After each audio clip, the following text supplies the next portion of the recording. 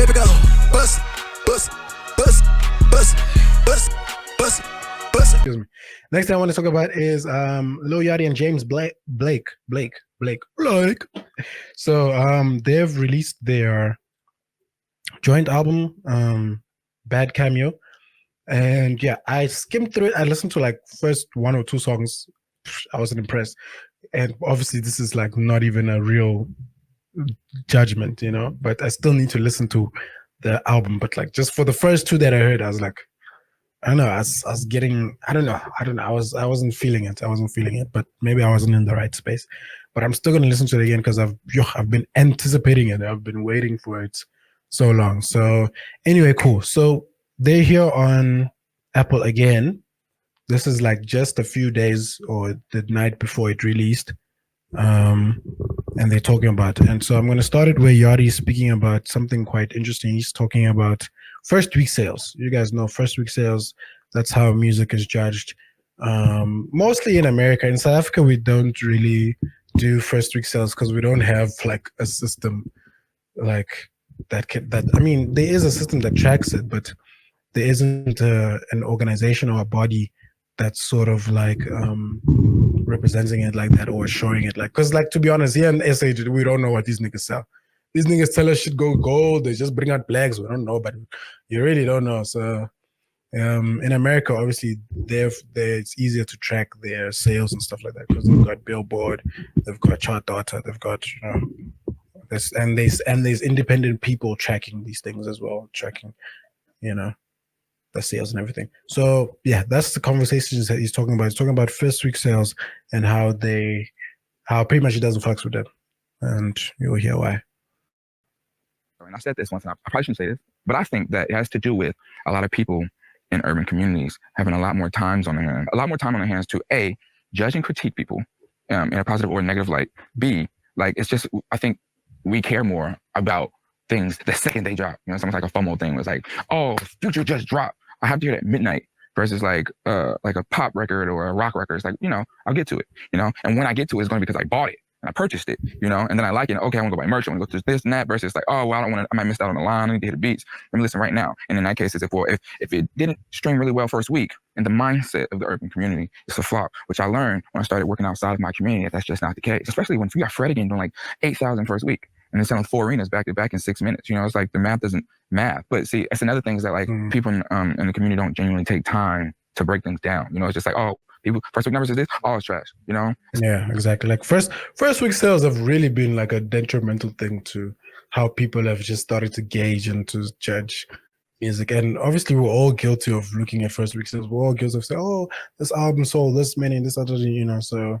But I think the conversation is to shift more to the music, about how is the actual music as opposed to how much hype can it be generated. Because as we have learned now, man, all these things can be bought. Like you can fucking buy streaming numbers, like Kendrick allegedly, so it's kind of like you can, but if you have enough money and if you have connections and if you someone who's if you're a prominent artist and you're in a label and it's just like, yeah, it's, you know what I mean? You know what I'm trying to say?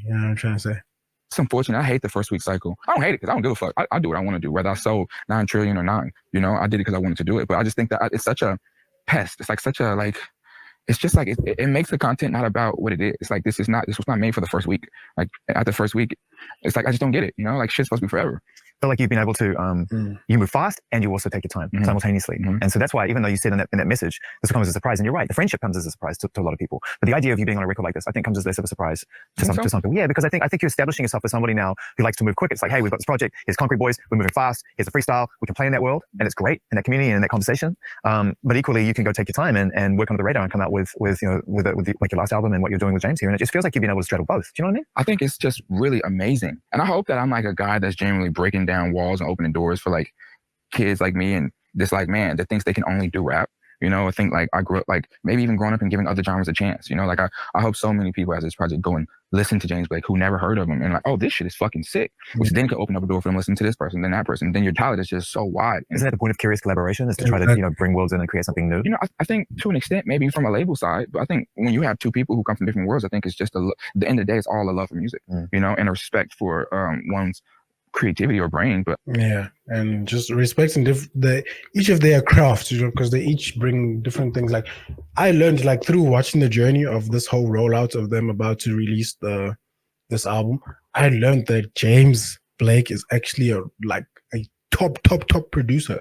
Like he's really good at producing songs. He's a really good songwriter, and like the singing part is kind of like, it's not even like he's full strength form, you know what I mean? Like it's like the bro has produced so many records with so many famous people, and it's just like, you know, sometimes you see people you see like a name that you don't know on these people's albums, you know, and you wonder who these people are, but you never get to actually dive into their world until there's an opportunity where you can dive into the world, and then you dive into their catalog, like as I did with James, and then you find all these songs. Like the nigga was on the Black Panther album, you know what I mean? It's just like that kind of just like went over my head like that, you know. But obviously I love that Black Panther album. It's a dope album, you know, but just like, you know, it's today but I think at the end of the day, my words are finished today. James, our connection, like unspokenly, is we both live and die music and adore it. I've spoken to 2 artists this year, Yachty, who have said this about you. You know, Cuddy said the same thing to me at the start of the year. He feels he has a strong chemistry with you and loves to make music with you, and that it's a lifelong thing, that you'll always come back and find a way to make music together and create together. This feels like it's the same. Oh, absolutely. And I really love this album. I mean, I've listened to it several times now, start to finish, and I think it's got some of your finest songwriting moments, if you know what I mean. I think after playing Robots, where you took us into the dance floor and took us somewhere else again and reminded us that dynamics and tempo and urgency and emotion are a big part of who you are as a musician. This gets you back into a place where somehow with Yachty, you've been able to find your voice in another way. And I wondered, like, you know, when you realized that it was bringing something unique out of you, and it wasn't just, I can do this, but wait, I can do this differently. Pretty much straight away, as soon as we started making songs. I think partly it was to do with this conversation we had pretty early on, where Yachty was like, you know, James, you made enough, like you worked on enough rap records, let's make something completely different. And I was like, totally. I mean, what do you feel like working on? And I just started playing him. Oh, it's interesting. So it was Yachty's idea to not do rap, because when I was listening, I thought it was going to be a fusion of some of Yachty's rapping and James's, you know, that James's side, you know, genre, and like alternative electric, whatever, you know. But it kind of sounds like, I don't know, it's giving a little bit of Let's Start Here, you know, like the album that Yachty did, the experimental one, you know. So I don't know, like I said, I listened to 2 songs, so man, I'm talking dog water, so don't believe me, but I need to listen to it again, the entire thing, and then I can really talk, you know. It's not that I assumed we'd make a like rap vocal collab record. I just didn't know what he wanted to do. So when he said that, I was like, great. Obviously the door's open for any type of thing I'm going to play him. So I just started playing him ambient things I've been working on, actually from a similar era to the Robots era stuff. Like, you know, if you look around here, this is all just, you know, synths that I've made all that stuff on. And I was playing him some stuff like that, and then he had a couple of things that he brought in that kind of matched that mood. And then, you know, for example, Save the Savior, I believe. Is that right? Or Bad Cameo? Yeah, that's the one I listened to. Save the Savior, that's the intro. That's the one. That's one of them I listened to. One of it's back. Oh, Bad Cameo, I think. Song title with that name? No, we didn't. Yeah. Well, we need to agree on that. All right, cool. I think we're gonna leave it there. But yeah, go listen to it, guys. Go listen to it. It's out right now. I really think if I give it enough time and if I really sit down and listen to it, maybe smoke a bit, because it's gotta go in nicely.